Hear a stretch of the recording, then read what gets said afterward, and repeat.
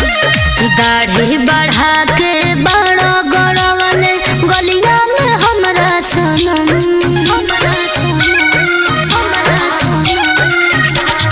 दाढ़ी बढ़ा के बड़ा गड़वले गलिया में हमरा सनम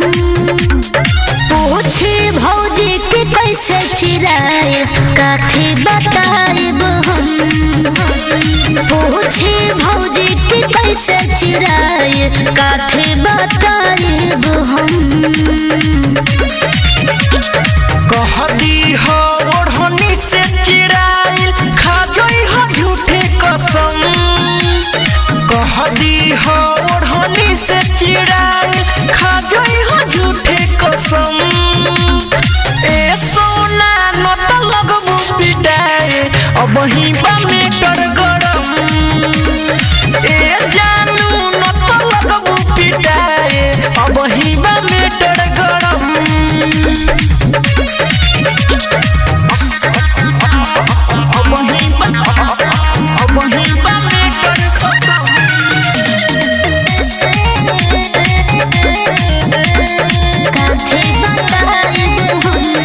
एही से कहनी मिले नाइब लागल बा पहरादारी हो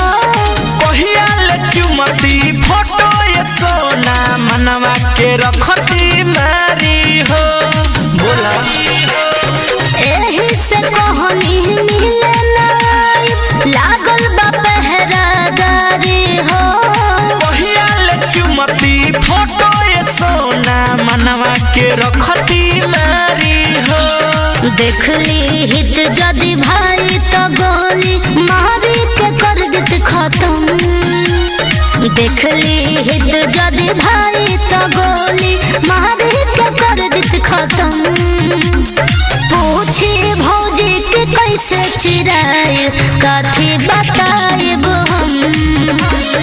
कहती हो ओढ़नी से चिराइल मेटरे हो जाई खत्म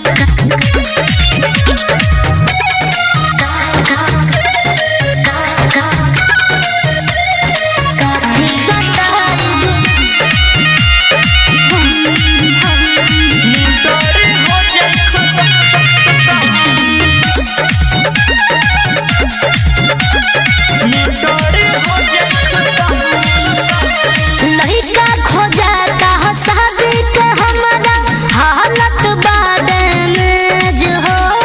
काहे न कह देत बारू की करे भोला धमाल से मोरे जहो लड़का खोजाता शादी के हमारा हालत बादे में जो हो काहे न कह देत बारू की करबू सुजीत सुल्तान से मोरे जहो मनी है न पापाई बतिया बढ़ जाए और सितम मनी है न पापाई बतिया बढ़ जाए और सितम पूछी भौजी कि कैसे चिराए काठी बताइब हम अरे कहती हो ओढ़नी से चिराइल मेटरे हो जाई खत्म मेटरे हो जाई